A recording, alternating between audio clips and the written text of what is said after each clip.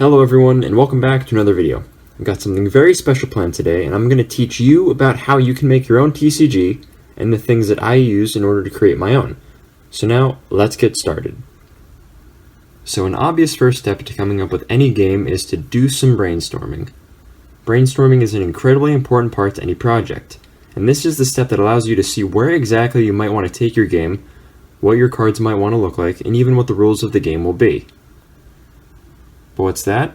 You've come up with a few ideas in the brainstorming part, but you still feel like you're having some trouble coming up with more? Well, that's okay, because now we move on to another important step of game design, which is observe other games. Trading card games and even tabletop games have existed for hundreds of years. I mean, just look at chess. It's existed for nearly the 15th century. There are tons of unique games you can draw inspiration from. Find what type of game you want to make and see what other interesting features other designers have made in their games. However, even though you're drawing inspiration from other designers, it's very important to make your game different. And this is a perfect segue to get into our next tip, which is next level thinking. Your game's gotta be new, it's gotta pop. What kind of interesting things does your game have that no other game does? What kind of cool mechanic do you feel people would love playing with? What's that touch of fancy that makes the game feel uniquely yours? So all this is well and good, you've been coming up with an interesting idea, and maybe you even have some cool ideas for your cards and other game features. But now comes one of the most important steps to game design, which is test your game. Now a game should be fun in its basic design. That's why we play games, to have fun. The mechanics of the game should be balanced and don't specifically place one strategy too high over others. So play your game and make sure that it's something you can actually enjoy playing as well as other people can. So now you've played your game, but from what you found in the testing results, you find your game isn't perfect. And that's okay, but what do? At this step, you give it more thought. What worked well for your game? Did it feel fun for you and your friends to play? Were some of the cards overpowered? Were some of the cards underpowered? If so, take a look at what features of your game worked, what features didn't, and then begin polishing everything from there.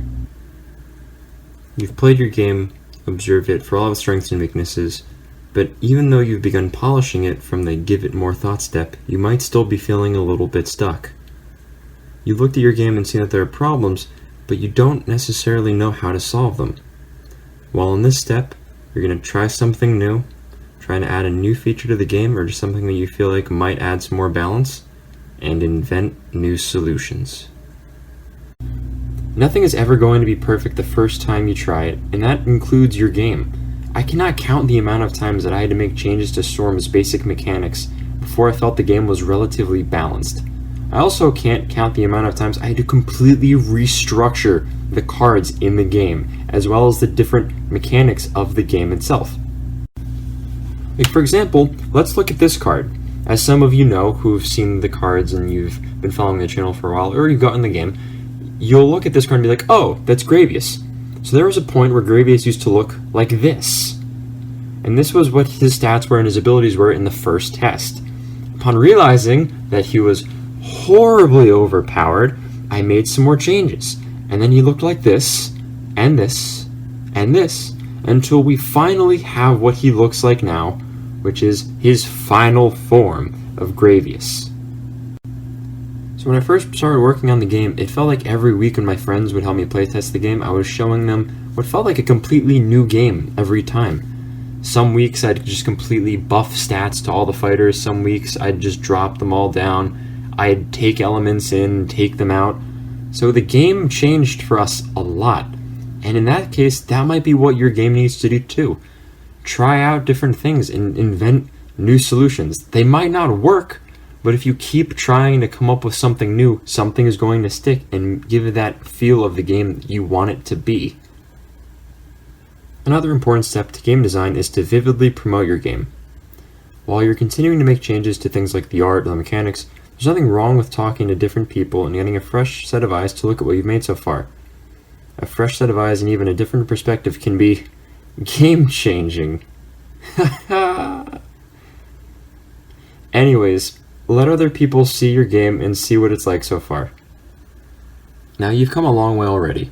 You've done a lot of brainstorming, playtesting, designing, and a whole wash, rinse, and repeat of this entire process up until this point. And that is amazing. You've done an insane amount of work for your game, and now you should encourage yourself to go further. While for many they might be thinking, working on this game has been fun, but I'm not too keen on letting this game get further than my dining room table. But why? Why though? You've done an incredible amount of work already, and you should even just promote your game a little bit further if you want to. And this takes us on to the next step and one of the most rewarding of this entire process. Use different sources to make your game. You've probably been working on designs for your game for a while now. You might have created your own card templates in something like Microsoft Word, Paint, Photoshop, Clip Studio, or you might have just even drawn them out by hand and uploaded to the computer as it is. But now you might be thinking, how do I make this game a reality? How do I get my game to have those nice shiny finishes and sturdy card backs? How can I get a copy of my cards and have them smell like a new pack of trading cards when I open them? This is achieved by finding different sources to actually produce your game, and this step takes a bit of research. In my case, what I did was use the Game Crafter, and when I'm talking about this step, I'm only going to refer to the Game Crafter here because that is what I used and that is how I published my own game. There are definitely other sources that you can use. I am not sure 100% about the pros and cons of them, but they exist. I can't just say wholeheartedly, oh, it's just the Game Crafter. There are other sources and sites out there that you can work with, but it really depends on if you want to use those sites and the pros and cons of what you're looking for specifically. Rambling aside, a small thing to note as well, in regards to game and card creation, I'm going to actually be doing a separate video about how the Game Crafter works and my own tips and tricks you can use for getting started on that platform as well, so just be on the lookout for that in the future. But anyways, my rant and ramblings about the Game Crafter aside, let's say you found a way to publish your game that may or may not be Game Crafter, and create a product that has that professional look and feel to it.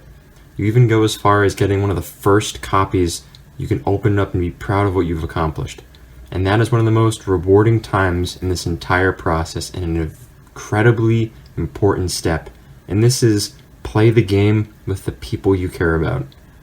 You've worked so hard, you should feel incredibly proud of what you've been able to accomplish. Play your new, complete version with your friends, family, and whoever else helped you test this game and designed your newfound magna opus. And this feeling of pride and accomplishment, of hard work, joy, and dedication you're experiencing now, none of this ever would have happened if you just quit. If you just threw your hands up in the air and said, this game is awful, I'll never be able to make it good.